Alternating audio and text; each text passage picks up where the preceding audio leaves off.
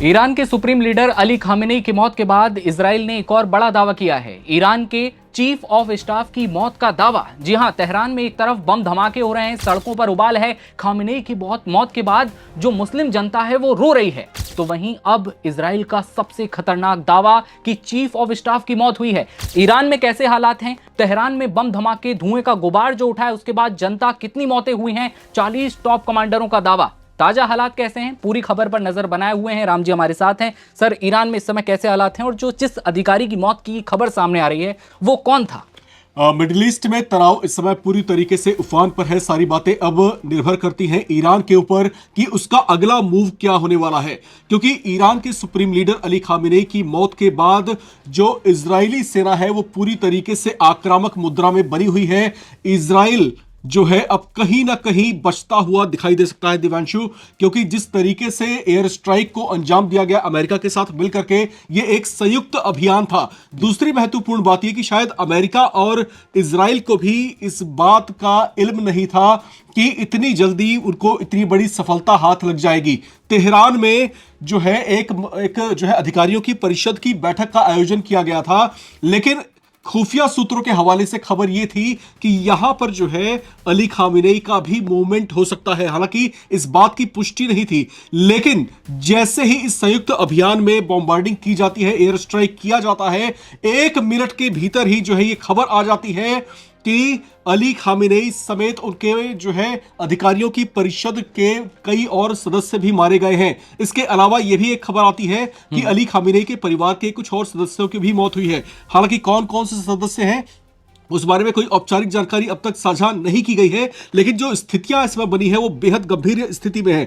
दूसरी महत्वपूर्ण बात यह कि जो अधिकारियों की परिषद है उसमें 7 टॉप जो है ब्यूरोक्रेट्स हैं जिनकी मौत हुई है। इसमें सबसे बड़ा नाम जो है अब्दुल रहीम मूसवी का है। अब्दुल रहीम मूसवी जो है चीफ ऑफ स्टाफ थे ईरान के, और इनका मारा जाना ईरान के लिए दूसरा बड़ा झटका इसलिए कहा जा रहा है क्योंकि जो डेकोरम होता है उसमें जो है अली खामेनेई के बाद जो पूरी प्रशासनिक व्यवस्था का ताना बाना जो है उसको नियंत्रित करने की जो जिम्मेदारी होती है वो चीफ ऑफ स्टाफ की ही जिम्मेदारी होती है। ऐसे में जो है सुप्रीम लीडर के बाद जो है अब्दुल रहीम मूसवी जो कि चीफ ऑफ स्टाफ थे, उनका भी यहां पर उनकी भी मौत यहां पर हो चुकी है। यह ईरान के लिए बहुत बड़ा झटका है। दूसरी महत्वपूर्ण बात यह कि अब इस पूरे घटनाक्रम के बाद अब इस नजरें जो है पूरी दुनिया की ईरान के ऊपर दिवांशु बनी हुई है, क्योंकि इस समय जो तनाव देखा जा रहा है, जो तनाव महसूस किया जा रहा है पूरे गल्फ रीजन में, वो साफ तौर से इशारा ये कर रहा है कि ये युद्ध अब न सिर्फ अमेरिका, ईरान और ईरान इजराइल के बीच हो गया है, बल्कि अब ये जो है पूरे के पूरे गल्फ रीजन को समेट सकता है। क्योंकि ईरान ने जो है पहले ही कहा था कि अगर इजराइल या अमेरिका की कोई भी मिसाइल ईरान की धरती को स्पर्श भी करती है तो वो जो है गल्फ रीजन में मौजूद अमेरिका के जितने भी सैन्य ठिकाने हैं वहां पर कोहराम मचा देगा।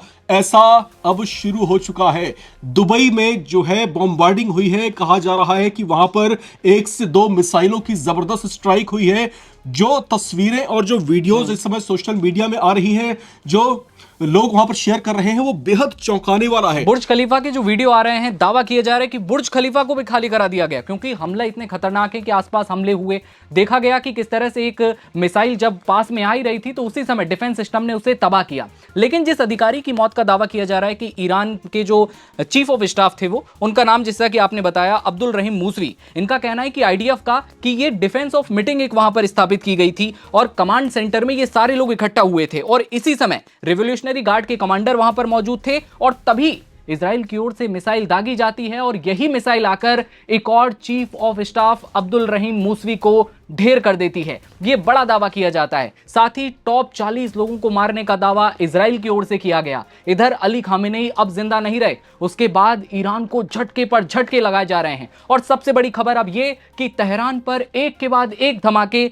इजराइल डिफेंस फोर्सेस की ओर से किए जा रहे हैं। इजराइल के जो रक्षा मंत्री हैं उनका साफ तौर पर कहना है कि अब तेहरान नहीं बचेगा। एक के बाद एक धमाके बिल्कुल काउंटडाउन की तरह से लगातार वहां पर किए जा रहे हैं। ये ताजा हालात हैं, ये वीडियोस के माध्यम से आप साफ तौर पर देख पा रहे हैं। धुएं का गुबार ऐसा है कि लोग चीख और पुकार वहां पर मच गई है।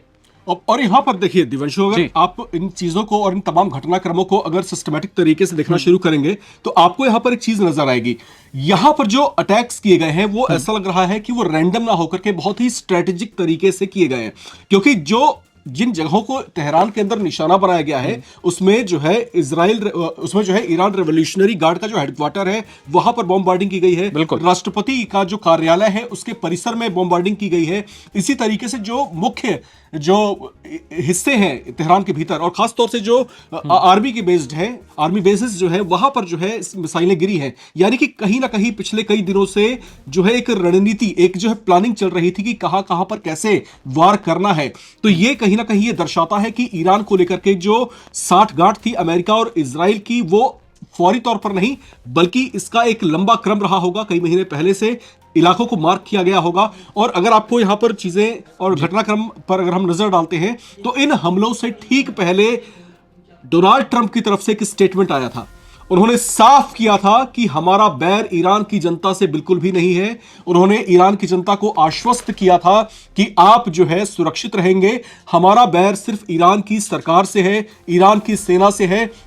और साथ ही साथ उन्होंने एक चेतावनी दी थी। उन्होंने ईरान की सेना को कहा था कि हथियार डाल दीजिए और अली खामेनेई के प्रति आपकी जो वफादारी है उसको छोड़ दीजिए, क्योंकि वो एक क्रूर शासक है। इस तरह का स्टेटमेंट आया उनकी तरफ से।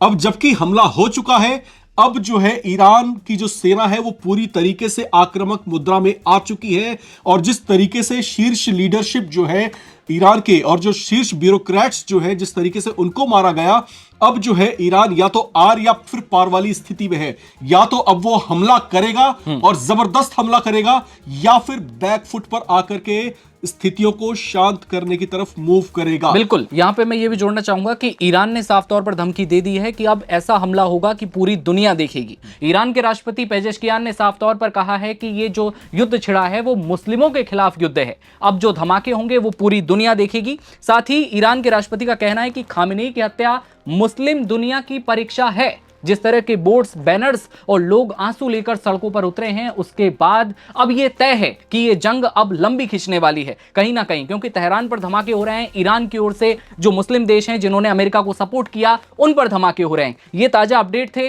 अली खामेनेई के बाद चीफ ऑफ स्टाफ की मौत की खबर सामने आ रही है। ईरान को बहुत बड़ा झटका है। जो भी अपडेट अब सामने आएंगे आपके साथ साझा करेंगे और आप देखते रहिए नवभारत टाइम्स। नमस्कार।